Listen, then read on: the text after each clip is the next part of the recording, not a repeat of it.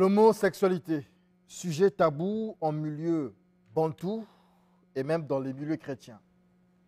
Aujourd'hui, à l'ère du verseau, l'heure est plutôt au débat. Comme ce matin, dans ce face-à-face, autour du thème Bible et sexualité, dit et non dit. Le face-à-face, c'est entre le frère Hippolyte Soni Ikapi, christologue, bonjour, et celui que je peux appeler maître spirituel, ancien vice-président du mouvement gnostique international, mais surtout ancien gnostique, Jean Rodney Makani. Bonjour. Bonjour. Vous allez bien? Bien. Alors, nous sommes donc dans le face-à-face, trêve de bavardage, trêve de commentaires. On va passer donc dans les faits avec vous, maître Jean Rodney Makani. Vous vous indignez surtout du fait qu'il est une espèce de discrimination des homosexuels dans les milieux chrétiens et surtout condamné par la Bible, par les chrétiens. Et vous voulez apporter un démenti, sinon rétablir l'ordre des choses. Vous avez 3 minutes pour nous expliquer cela. D'accord. Merci beaucoup pour la parole. Merci au peuple qui nous suivent. Il faudrait que la vérité soit dite. Nous lisons tous la Bible et on sait que la sexualité a une particularité. Parce qu'il suffit de remonter au Deutéronome 23 jusqu'aux fins de la Bible pour comprendre que la sexualité, bien évidemment, est le centre de toute chose. Mais il y a certains pasteurs ou hommes religieux qui ont pris le temps pour pouvoir pervertir le peuple, de leur enseigner une mauvaise manière biblique, donc une Bible commerciale. Parce que j'ai été chrétien, je n'ai jamais vu que dans la Bible, on commence à lire de Genèse jusqu'à l'Apocalypse, où on part par exemple de Genèse jusqu'à l'Apocalypse. Donc, c'est pour ainsi dire, le Christ nous a enseigné l'amour. Le premier commandement du Christ, c'est « Aime ton Dieu par-dessus tout et ton prochain comme toi-même ». Donc, quand tu aimes ton prochain comme toi-même, la discrimination n'existe plus. Ça veut dire qu'il y a ce qu'on appelle dans l'amour la tolérance. Ça veut dire que tu tolères la différence de l'autre et tu l'acceptes. Tu ne dois pas aussi corrompre l'autre à pouvoir se rallier à ta cause. Parce que si nous parlons en termes bibliques, on a dans la Bible beaucoup de personnages. Ici, par exemple, je peux prendre l'exemple de David, de la relation que David a eue avec Salomon, où il a eu même jusqu'à écrire un horizon pour sa reconnaissance envers Salomon, envers Jonathan, je dis. Vous dire que, mon frère Jonathan, je t'aimais plus que tout au monde. Plus que tout au monde. Et tu me procurais un plaisir qu'aucune femme de ce monde ne m'a procuré. Quel est le plaisir qu'un homme peut procurer à un autre homme plus que le plaisir charnel qu'une femme peut apporter à un autre homme? Je donnerai les versets tout à l'heure. Merci. Ok, mon cher ami, je trouve que vous avez un problème sûrement avec les pasteurs, mais pas peut-être avec la Bible. Parce que lorsque vous dites que la Bible parle d'une discrimination envers les homosexuels, d'abord vous définissez mal, peut-être vous comprenez mal le mot discrimination, parce que la Bible est considérée ici comme étant un message du Très-Haut envers le peuple. Et ce Dieu-là a tout créé dans la diversité. C'est-à-dire que nous avons des hommes de couleur noire, jaune, blanche, etc. La tolérance consiste à s'accepter comme étant humain. C'est-à-dire que quand tu es africain, accepte le blanc comme il est, ainsi de suite. Ça, c'est la tolérance. Mais lorsque vous voulez dire que le fait de ne pas reconnaître l'homosexualité devient un manque de tolérance, là, vous trichez un peu. Là, vous trichez. Et encore, lorsque vous dites, je reviens directement sur David, vous dites que non, Jonathan a donné plus de plaisir à David qu'à une femme, tandis que l'homme a un derrière, hein, pour suivre votre point de vue. La femme également en a. Ça veut dire le même plaisir que l'homme peut avoir par le derrière d'un homme, c'est aussi le même plaisir qu'il peut avoir par le derrière d'une femme. Déjà, lorsque vous dites que Jonathan donnait plus, là encore, vous trichez. Mon cher ami, la Bible est bien claire. Dieu a créé l'homme et la femme et il les a bénis. Ça, c'est un premier point.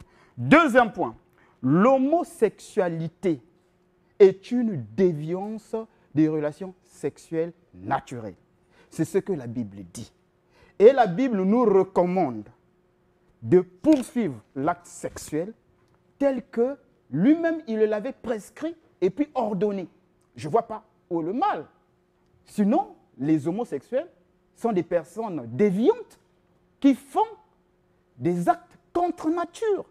Et le leur reprocher ne serait pas taxer les gens, je ne sais pas moi, de manque de tolérance. Mais quand même, vous êtes sûrement un parent. Lorsque vos enfants commettent, vous devrez les ramener à l'ordre. Ce n'est pas un manque, je ne sais pas moi, de tolérance envers vos enfants. Mais c'est plutôt dans le souci de faire d'eux des hommes accomplis et droits. Voilà pourquoi vous les ramenez à l'ordre. Aujourd'hui, lorsque nous demandons aux homosexuels d'abandonner cette pratique, de revenir à la pratique normale, c'est parce que nous les aimons. Voilà pourquoi nous leur disons cela.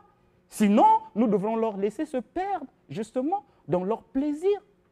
Et justement, le plaisir, c'est quelque chose de dangereux. Le plaisir, c'est quelque chose de dangereux. Ça peut t'emmener dans la perdition. Merci beaucoup. Je suis quand même étonné de mon confrère. Parce que, en fait, quand il me parle indirectement de l'acte sexuel en tant qu'acte qui consiste à la reproduction, parce que quand il me dit que le plaisir est dangereux, c'est-à-dire que tout homme doit utiliser l'acte sexuel simplement pour la reproduction.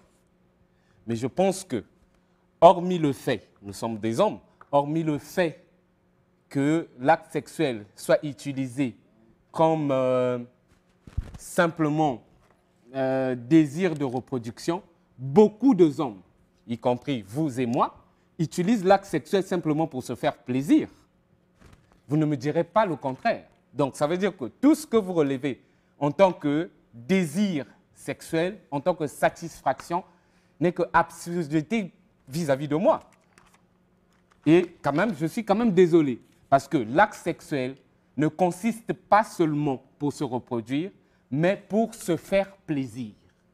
Et le plaisir ne rentre pas dans le cadre de la reproduction. Il y a des femmes aujourd'hui stériles, mais qui vivent en paix, en harmonie avec leurs hommes. Donc, tout comme un homme consentant et un autre homme consentant peuvent vivre leur vie, et ce qui importe pour eux, c'est l'amour et l'harmonie. Tant qu'il y a l'amour, la tolérance et l'harmonie, c'est tout ce qui importe pour eux. Maintenant, comment on va dire à une femme, il y a des femmes malheureuses dans le foyer qui ont été épousées par des hommes, mais malheureuses, martyrisées, qui ne vivent pas l'harmonie, la paix, malgré qu'il y a le désir sexuel, il y a le besoin de reproduction, comme vous le dites, mais qui ne sont pas en paix. Mais il y a des couples homosexuels consentants qui vivent en harmonie. C'est-à-dire que celui-ci m'a accepté, je l'ai accepté, et on vit et on fait notre vie comme il le se doit. Et je veux te dire, quand tu me dis, par exemple, que l'homosexualité est contre nature, je vais te prendre un verset, tu as la Bible avec toi, de Matthieu 19. Tu prends de 9 au moins à 10. Vous pouvez lire puisque vous en avez dans le téléphone. De moins, je ne vais pas lire, mais j'en ai en tête. Allez-y. OK. De moins de 9 à 10.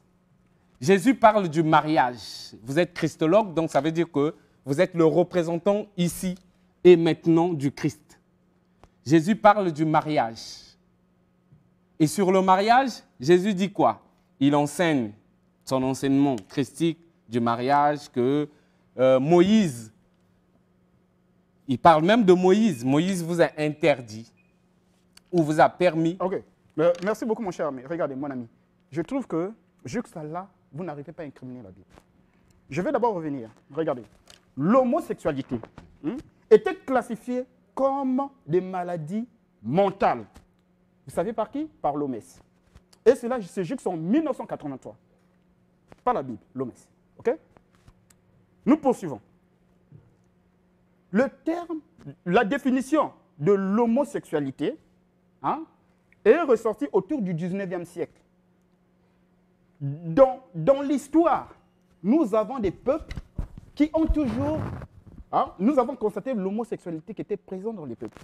Et parmi ceux qui le pratiquaient, il y avait la Grèce, il y avait Rome et il y avait la Chine qui pratiquaient l'homosexualité. Cependant, l'Égypte, les Assyriens et les Hébreux ne pratiquaient pas ça. Ça veut dire que nous, ici, on ne pratiquait pas ça.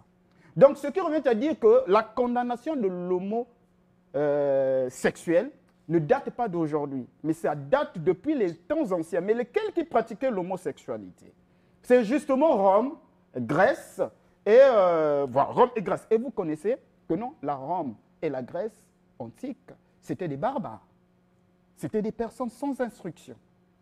Voilà pourquoi ils pratiquaient ça. Tandis que l'Égypte, qui était une civilisation ancienne, ne pratiquait pas ça.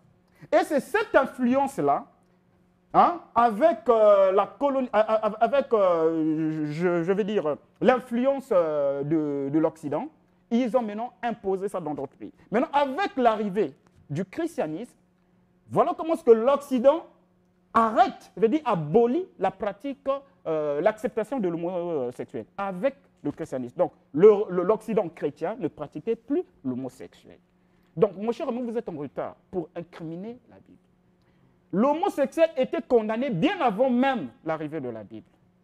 Vous voyez, mon cher ami. Donc, vous me dites là que non, je veux dire que non, les relations sexuelles pour le mariage. Non, pour les enfants, non, ce n'est pas ce que j'ai dit. Vérifiez bien.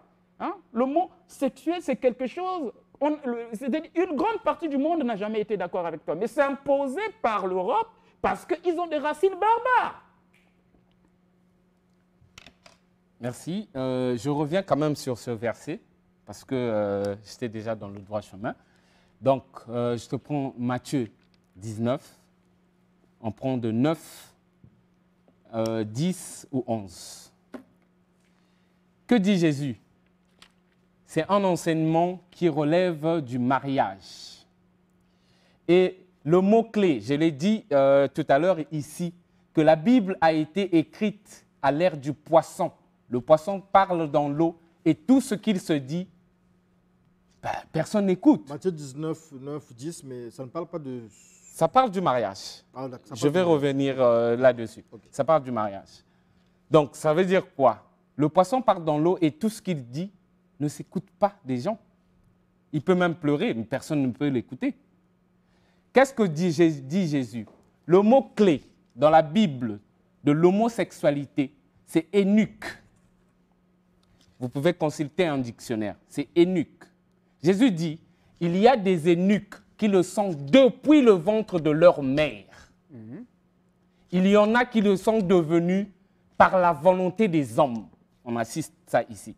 Le besoin d'argent, je n'en ai pas. Je trouve quand même une personne qui a un penchant homosexuel qui me propose de l'argent parce que j'ai un père, une mère malade, que je me livre à lui. Jésus a parlé de ça. Mais avant même ce verset, Jésus a dit quoi? Il a dit que ce sont des choses qui ont été cachées et enseignées à une certaine particularité. Et les eunuques dans la Bible, il y en a plein. Tu vois, les homosexuels dans la Bible, ils ont toujours habité dans les palais présidentiels, dans les royaumes. Donc là où il y avait des rois, il y avait toujours ce qu'on appelait des eunuques. Et les eunuques, ce sont des homosexuels. Vous allez me faire croire qu'un eunuque, c'est quelqu'un qui est castré. C'est faux. Dès lors que Jésus dit, donc le Christ dit quoi? Il dit qu'il y en a qui le sont depuis le ventre de leur mère. Tu as déjà vu une personne qui a été castrée dans le ventre de sa mère? Pas du tout. Ça veut dire que ce n'est pas un problème ni génétique, ni d'orientation, mais c'est un problème hormonal. C'est-à-dire qu'il y a des gens qui naissent déjà, malgré qu'il est né avec un sexe féminin, il a déjà un penchant homosexuel qui va l'orienter plus tard à s'attirer vers son sexe identique. Et aujourd'hui, grâce à la science, c'est scientifiquement prouvé. Donc, on ne devient pas homosexuel parce qu'on le veut. Mais moi, je peux te dire aujourd'hui, grâce à mes recherches, qu'on est homosexuel. Bon, mon cher ami, vous êtes en train de parler des choses, je ne sais pas si vous maîtrisez ce que vous dites. Lorsque vous parlez des eunuques, eunuque ne veut pas dire homosexuel. Oui. Eunuque veut plutôt dire les personnes qui sont affectées à la garde de la reine. C'est ce que ça veut dire.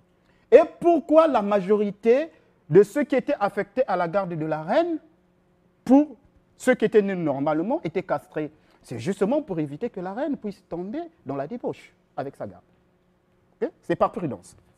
Et lorsque vous venez pour dire que non, il y a des eunuques qui avaient déjà un problème de sexe depuis le ventre de leur maman, c'est normal. Et là, tu veux citer Jacques Balthazar, hein, selon les recherches de Jacques Balthazar, qui parle de problèmes hormonaux hein, dans l'embryon, dans le fœtus, l'embryon de l'enfant. Mais oui, il y a des accidents génétiques. Une personne peut être née sans sexe. On en voit jusqu'à maintenant. Et cette personne-là était du coup affectée à la garde royale, comme étant eunuque. Mais eunuque ne veut pas dire une personne qui a un problème d'orientation sexuelle, mais plutôt une personne qui a un problème de sexe mâle. On l'affecte à la garde royale pour que le roi soit tranquille, disant que ma femme ne pourra pas du tout s'en aller avec eux. Voilà pourquoi ils étaient sélectionnés dans la sorte. Maintenant, lorsque nous revenons, vous êtes en train d'insister là sur l'homosexualité. Mais l'homosexualité n'est pas d'abord condamnée par la Bible. C'est d'abord condamné par les cultures anthropologiques. J'aimerais que vous le sachiez. L'homosexualité est condamnée par la culture anthropologique. Donc, je vous ai cité l'Égypte, je vous ai cité les Assyriens, je vous ai cité comment on l'appelle les Hébreux. Et là, nous sommes dans vous voyez un peu, nous sommes dans la Mésopotamie et l'Égypte. Donc, ça veut dire que c'était des peuples qui étaient un peu rattachés à la grande civilisation égyptienne. Et lorsque nous voyons Rome et la Grèce, c'était des peuples éloignés. À l'époque, c'était des barbares, ils vivaient comme des animaux. Et eux, ils pratiquaient l'homosexualité. Quand le christianisme sort, parce que le christianisme sort de l'Égypte, arrivé au niveau de la Palestine, ça va maintenant en Europe, allez, l'homosexualité s'arrête. C'est tout juste vers le 19e siècle. Vers le 19e siècle qu'on rétablit l'homosexualité. Donc ça veut dire que le christianisme était venu arrêter tout ça, est venu conscientiser les Romains, conscientiser les Grecs, et ils ont arrêté avec cette pratique. C'est bien après, lorsqu'il y a eu des groupements des homosexuels qui voulaient maintenant se faire valoir. Voilà pourquoi ils ont remis ça sur la table. Et je t'informe, jusqu'à aujourd'hui, l'organisation des unions européennes n'ont pas encore admis l'homosexualité. Donc, jusqu'alors, les homosexuels continuent toujours à se battre pour se faire valoir et d'accepter. Lorsque vous condamnez la Bible n'a rien à voir avec ça. C'est parce que les cultures anthropologiques. D'accord. Je vous ai laissé au moins une vingtaine de minutes, mais le débat ne semble pas prendre de la levure. Maître Rodney Makani, jusqu'à présent, on n'a pas de verset exact parce que vous nous avez promis nous sortir des versets de la Bible qui approuvaient, sinon confirmaient l'homosexualité. Mais jusqu'à présent, on semble rester sur notre soif. Par contre, frère Hippolyte Soni Kapi, dites-nous, en tant que chrétien, comment le christianisme, sinon la Bible, les chrétiens vivent l'homosexualité. Est-ce que l'homosexualité est le pire des péchés? Bon, dire que l'homosexualité est le pire des péchés, je dirais non. Pourquoi? Parce que un homosexuel peut être une personne agréable dans la société. Il peut être un docteur, il peut être un maçon, donc il rend service à la société. Cependant, l'homosexualité a d'abord des conséquences spirituelles. Parce que là, nous sommes... Nous ne sommes pas dans les conséquences. Est-ce que c'est le pire des péchés? Mais oui, mais dans le domaine du chrétien, parce que là, nous sommes dans un volet spirituel. Le christianisme... Bon, est-ce que l'homosexuel peut mériter le pardon? L'homosexuel, bien sûr. Toute personne qui se repentit mérite le pardon. Je vais d'abord vous dire, j'ai connu une fille, entre guillemets, lesbienne, mais au fur et à mesure que je l'ai exhortée, aujourd'hui, elle a un enfant. D'accord. Alors, avec vous, maître... Elle est revenue dans le droit chemin. Maître Rodrigue Makani, Oui. quels sont, citez-nous au moins, 2 ou 3 versets, puisque vous avez dit que vous avez toute une gypsière de preuves, 2 ou 3 versets bibliques qui peuvent nous prouver que l'homosexualité est un fait réel et puis vécu par des personnages bibliques. D'accord. J'adhère à votre opinion.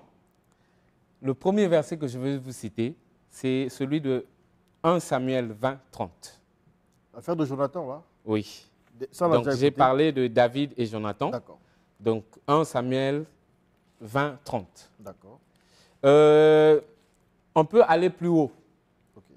dans le sens où, quand la relation a commencé entre David et Jonathan, on s'est retrouvé, on peut appeler ça un dilemme, où Saül, en tant que roi, n'approuvait plus la relation que David avait avec Jonathan. D'accord. Je vais vous le lire. Il dit quoi? C'est quand... Nous sommes à quel passage là?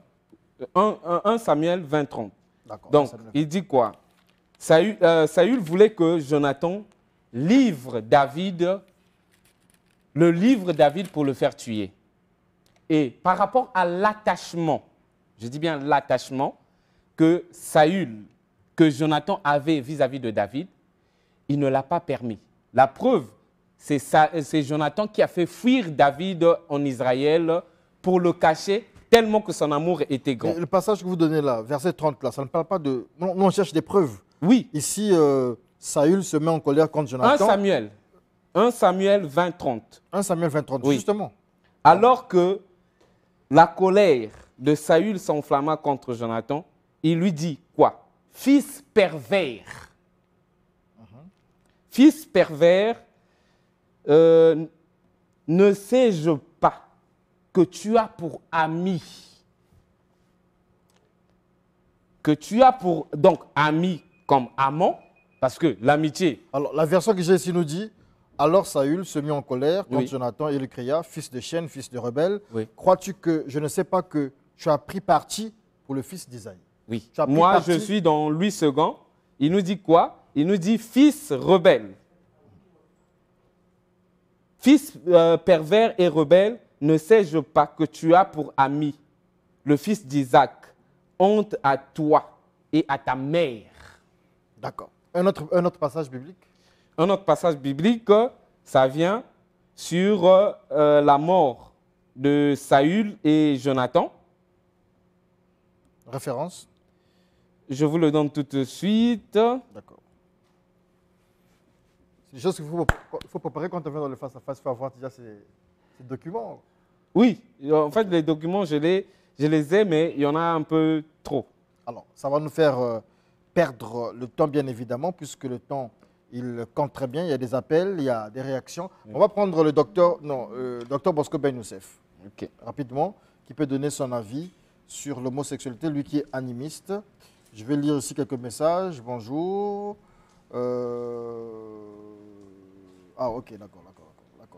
Ok. Docteur Bosco Ben Youssef, bonjour. Vous avez suivi le christologue et le spirituel, s'il faut l'appeler comme ça. Quel est votre avis sur l'homosexualité aujourd'hui? Une dérive, une perversion, quelque chose à bannir? Bon, je remercie d'abord les deux débatteurs. Ils devaient creuser le sujet. Malheureusement, ils ne se sont pas très bien préparés. Alors, l'homosexualité, c'est un sujet animiste. Et d'abord, pour commencer, je vais illustrer ça dans 2 minutes seulement. En fait, qu'est-ce qu'ils veulent dire aux gens? Je vais donner la question et la réflexion au peuple. En fait, c'est la question du... Si vous avez une bouteille de vin et vous avez la vigne ou les raisins, et qu'il y a le moucheron et un homme, et qu'on demandait aux deux de choisir. La bouteille de vin représente la femme, les raisins ou la vigne représentent un homme. Entre le moucheron et un homme, comment est-ce que les deux peuvent opérer le choix? Vous allez constater que le moucheron, par sa nature, ne peut pas s'orienter vers la bouteille de vin qui est fermée. Il s'orientera vers ce qui est naturel. Et l'homme, où ira l'homme? Je pense que l'homme fera le choix vers la bouteille. En fait, le moucheron n'a pas la connaissance de qu'est-ce que c'est qu'est réellement le bon vin. C'est comme un homme. Il y a une femme devant vous et il y a un homme. Vers où va le choix des deux? Ceux qui soutiennent l'homosexualité et ceux qui ne soutiennent pas l'homosexualité.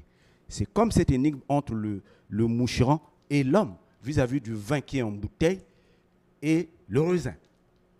Donc, pour nous, les animistes, nous laissons aux gens la réflexion. Mais tout en disant ceci, je pense qu'un homme ne peut que faire le choix du vin. Parce que le moucheron, pour lui, le raisin qui est naturel, d'où le vin sort, est plus meilleur que le vin en bouteille. Vous parlez comme Jésus, on ne comprend pas. Effectivement, puisque je suis animiste. Il faut nous expliquer clairement parce que les gens veulent comprendre. En simple, et je crois que le peuple m'entend, le peuple peut savoir où ira leur choix. Vous avez peur des représailles? Non, pas peur de représailles. Vous êtes maître spirituel, voilà. C'est tout simplement pour dire, le sujet est clair. Moi, je pense que le moucheron n'a pas la maîtrise de qu'est-ce que c'est que le vin. Le bon vin. Ce n'est pas parce que le vin est sorti. Vous condamnez l'homosexualité ou pas? Hein? Vous condamnez l'homosexualité? Mais mes paroles sont claires. Je ne condamne pas l'homosexualité puisque le moucheron peut s'orienter vers les raisins ou vers la vigne naturelle. Mais ce n'est pas pour autant dit que le moucheron ne connaît pas ce qu'il est en train de faire. Mais moi, je pense que la femme est soutirée de l'homme, d'après ce que la Bible pense. C'est vrai que je ne suis pas chrétien. Si la femme est soutirée de l'homme et que le vin est soutiré des raisins ou de la vigne, moi, je pense qu'il faut beaucoup plus faire l'orientation vers le vin que repartir vers la vigne. D'accord. Ce n'est pas tellement trop... Merci beaucoup. Bonjour. Vous êtes en direct sur 210 sur le face-à-face. Quelle est votre réaction par rapport au débat? Ouais, je voulais poser la question à celui qui soutient l'homosexualité. Oui. Il a donné un verset qui dit que Saoul s'est énervé contre Jonathan. Mais il écoute bien, Saoul a dit que non, fils pervers, c'est-à-dire que la perversité, il est hors de la loi, hors de ce qui est naturel. Donc l'homosexualité n'est pas la chose que nous pouvons prôner. C'est quand même... ça c'est franc-maçonnique, hein, ou bien peut-être s'ils ont des énergies qui soutiennent derrière les autres hommes, peut-être. Mais la Bible ne soutient pas l'homosexualité. Ok, d'accord. Merci beaucoup.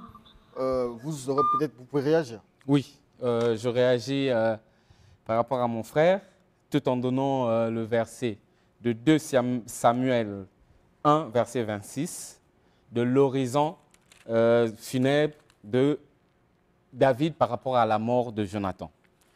David s'exclame, il dit, « Je suis dans la douleur à cause de toi, Jonathan. Mon frère, tu faisais tout mon plaisir, tout mon plaisir. Ton amour pour moi était admirable, au-dessus de l'amour des femmes. » Il s'agit de quel amour qui sera au-dessus de l'amour des femmes? Vous pouvez répondre. C'est vous qui répondez aux questions ici. Bon, justement, mon cher ami, pour d'abord commencer, je vais vous dire que nous, vous avez un problème avec la compréhension des textes bibliques. Repartons d'abord à 1 Samuel. Lorsque Jonathan ne veut pas livrer son ami à son père, c'est parce que Dieu avait désigné David comme étant l'héritier. C'est le passage précis. Quelle réponse on peut donner? Bon, là... Sur les raisons funèbres, en tant que christologue, qu'est-ce que vous nous... Oui, nous devrons être très prudents dans les genres des interprétations. Parce que Mais sinon, là, Comment vous comprenez ça? passage Sinon, là, le passage Christologue, est vous clair. comprenez ça Sinon, comment? là, dans Le quel passage contexte? est clair, mon frère. D'accord, Donc, regardez. donnez-nous Soyez calme. l'analyse par rapport au passage Je vous clair. donne la réponse. Oui. Je me suis déjà croisé avec des amis Oui. qui sont des militaires, qui disent que non, mes collègues du service, je suis plus attaché à eux que ma femme. Je veux dire, j'ai plus de la considération. Et j'ai qu'est-ce- plus- On a parlé de plaisir, là. j'ai plus Je de la- parle du plaisir, mon frère. Louis plus de II, l'amour. dans ta Bible, c'est Louis II. Oui. Parce que si c'est Louis II, tu verras ce que je suis en train de lire. Regarde, mon ami, allons-y dans le cadre du plaisir, pour Oui. ce que vous voulez. Oui, hein. le plaisir, il est charnel. Pour ce Le que- plaisir, pour il est ce que vous charnel. voulez dire. Il n'y a pas de plaisir Voilà, pour ce en que l'âme. pour Le ce que plaisir, nous voulons il est dire, pour ce charnel. que vous voulez dire, Oui. écoutez-moi. Bon, allons-y droit. Oui. Dites-moi, Oui. est-ce que le derrière d'un homme est plus succulent que le derrière d'une femme? Ça, c'est Ou bien maintenant. c'est la même chose? C'est Non, maintenant. on vous c'est- pose une là, question. C'est un faux Non, débat. non, non. Pourquoi C'est là où vous- Oui, c'est je là où vous réponds, insinuez. je On peut réponds répondre. quand même à sa question. Oui. Ta question, c'est quoi? Est-ce que la masturbation, tu t'es déjà masturbé, non? Tout homme est passé par ça. Ah bon? Est-ce que la masturbation procure le même plaisir éjaculatoire à un homme que avec une femme? Non, Tu non, n'éjacules pas quand tu ne te masturbes. Mon C'est un ami, problème de plaisir, c'est-à-dire Alors, mon ami, que on va prendre- satisfaire on va son prendre cet corps, appel, on va ça prendre n'a cet appel. rien à voir Bonjour. avec femme Vous êtes en ou direct, homme. Studio 210 de face à C'est ça face. le plaisir. Allô? Oui, bonjour, vous êtes en direct. Vous avez une question? Oui, j'ai une question à poser auprès de... Allez-y. Bonjour. Bonjour, on vous écoute. Allez-y, monsieur. J'ai une question à poser au christologue. Oui, allez-y. Et ma question est de savoir qu'est-ce qu'il pense du fait que les gens sodomisent ou pas encore l'acte sexuel auprès des homosexuels. Ce plaisir-là, je pense que Jean-Paul II l'a dit, le plaisir est dans la nature. C'est-à-dire que l'on peut trouver plaisir là où il y pense. Alors, lui qui est christologue, va-t-il contredire Jean-Paul II à l'époque? D'accord. Alors, vous avez contredit Jean-Paul II? bon, Jean-Paul II qui parle de plaisir, libre à lui. Mais sinon, ce qui est vrai, en ce que je sache, l'abus de toute chose entraîne dans la perversité. C'est-à-dire La que- perversité. Alors, une question. Aujourd'hui, on a l'impression que les chrétiens considèrent l'homosexualité comme le pire des crimes, même si vous avez dit le contraire. Aujourd'hui, entre un assassin Mhm. et un homosexuel, les circonstances atténuantes, vous les accorderez à qui entre les deux? Entre l'assassin et... Un homo, bien sûr. Et un assassin est condamnable parce d'accord. qu'il arrache une vie. Et quand tu arraches une vie, il annule toute forme de réparation. Mais un homosexuel peut se rattraper et puis revenir sur le droit chemin tant qu'il reste en vie. D'accord. Alors, pourquoi aujourd'hui, vous vous considérez, en fait, nos amis chrétiens condamnent l'homosexualité, vous vous semblez faire la promotion de l'homosexualité? Qu'est-ce qui vous l'explique? En dehors des quelques versets que vous avez soulignés là, qu'est-ce qui vous pousse à soutenir l'homosexualité? En fait, ce qui me pousse à soutenir l'homosexuel, c'est l'amour. Parce que le champ de l'amour, il est vaste. C'est une bonne chose, l'homosexualité? Pour moi, oui. Dès lors que la personne est consentante et sait ce qu'il fait de sa vie. Et dès lors que, c'est-à-dire que ce que la personne fait de sa vie ne nuit pas à la vie des autres. Donc, c'est-à-dire que être homosexuel, c'est d'abord être une personne consentante. Je suis avec un tel, je vis ma vie avec lui et c'est tout. D'accord. On va prendre cet appel. Bonjour. Bonjour.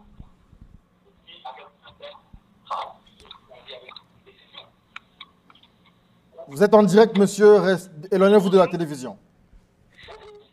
Moi, la question, je la pose à notre ami qui soutient l'homosexualité. Oui.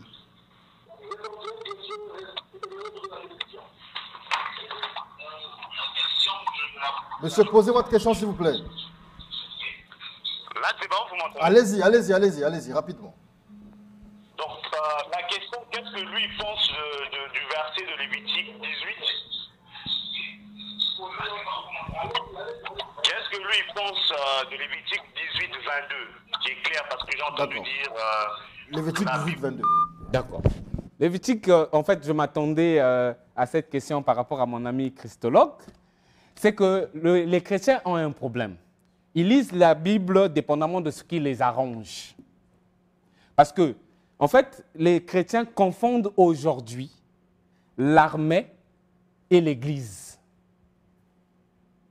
Je le dis pourquoi. C'est-à-dire que par rapport à l'évangile de Moïse et de Josué, qui les ont conduits à l'erreur, ils considèrent que c'est comme si, à l'Église, nous sommes comme à l'armée qu'on doit obéir. Je réponds par une question à mon frère. Qu'est-ce qu'il pense aussi d'un verset qui m'échappe de Lévitique, qui dit que quand tu dévierges... Vous répondez d'abord à sa question. Lui vous a posé une question, c'est le peuple. D'accord. Donc on répond d'abord à la question du peuple. Quand tu dévierges une femme, tu dois payer sa dot. Est-ce que tous les chrétiens... Non, la question, elle est simple, la question. Oui. Donc je vais lire le verset pour vous. Oui. Le passage dit « Tu ne coucheras pas avec un homme comme on couche avec une femme, Oui. c'est une abomination. » Il Oui. vous dit, qu'est-ce que vous pensez de ce Et moi, je rentre dans la liste des abominations. Il y en a plein que Non. les chrétiens... Vous répondez à sa question d'abord. Il vous a posé la question. Si Oui. vous n'avez pas de réponse, vous dites que vous n'avez pas de réponse à ça. Oui. Qu'est-ce que vous pensez de ce passage? C'est ce que le peuple nous a demandé. D'accord, c'est ce que le peuple nous a demandé. Mais il faut quand même éclairer le peuple. Il ne reste que 2 minutes. Parce que le peuple ne comprend pas. Il ne reste que 2 minutes. Qu'est-ce que vous pensez de ce passage? Ce passage, bon, c'est comme une loi. Et les lois sont votées dépendamment de la conscience des peuples. Cette phrase a toujours son sens aujourd'hui? Non, parce que les consciences ont évolué. Et à cette époque, elle avait son sens. Si bien que l'Ancien Testament, aujourd'hui, les chrétiens le reconnaissent qu'il a été aboli pour faire place au Nouveau Testament, donc au message christique. Donc on ne peut même plus parler dans l'Ancien Testament, sauf quand ils veulent chercher des analyses entre Josué et Moïse pour condamner les autres. D'accord. Voilà. Merci beaucoup. Nous avons M. Minimona, le philosophe, qui nous prend, mais il ne reste qu'une minute. On va quand même le prendre. Bonjour. Bonjour. Est-ce que vous pouvez être plus bref parce qu'il ne reste qu'une minute, votre réaction? Oui, bonjour, monsieur le journaliste. On vous écoute. Il ne reste qu'une minute, s'il vous plaît. Allez droit au but. Posez votre question. Oui, bon, moi, je voulais en fait réagir en disant que l'homosexualité, c'est un problème de culture. Oui, c'est un problème de culture. C'est-à-dire, si on regarde dans l'angle chrétien, on ne va pas s'en sortir. Parce que ce ne sont pas toutes les cultures qui condamnent ça. Lorsque vous prenez la philosophie de Platon, à travers le mythe de l'amour, vous retrouvez les trois types d'amour. Il y a l'homme, femme, homme. Et dans la culture bantou. Aujourd'hui, il y a la science. Et dans la Il y a culture des bantou. données scientifiques. Et dans la qui culture montrent bantou aujourd'hui. On est homosexuel, on ne le devient pas. Alors, monsieur le philosophe, on va vous inviter dimanche prochain pour parler de la question, parce qu'il sera compliqué de vous garder, parce que les philosophes, on ne les arrête pas facilement. Merci à vous, monsieur Hippolyte Ikapi. Merci à vous, Jean-Rodé Makani. Numéro de téléphone 06 627 03 20. 06 944 89 01. Et j'insiste pour dire que non, l'homosexualité, jusqu'à aujourd'hui, n'est pas toujours validée par la Cour européenne. D'accord. Bon, merci beaucoup à vous. On vous présente ce livre, nous allons en reparler certainement dimanche prochain. Réussir l'Africain pour réussir l'Afrique. Réaliser le rêve africain en une génération dans un monde mondialisé. C'est le livre du docteur Henri Fatou Chouato du Cameroun, préfacé par le professeur Germain Ndiende. Le livre est publié, nous en reparlerons dans le livre du dimanche dans Studio 210 ici. Merci pour votre soutien. Merci à tous pour aimer la culture. Merci à vous d'aimer la spiritualité. Je remercie l'équipe ici dans le Studio 210, mon Désiré Kando, Désiré Laure, Ozem Bembe, Emar Otamba, Bissonde Balongi, Thomas Serge Kivouele,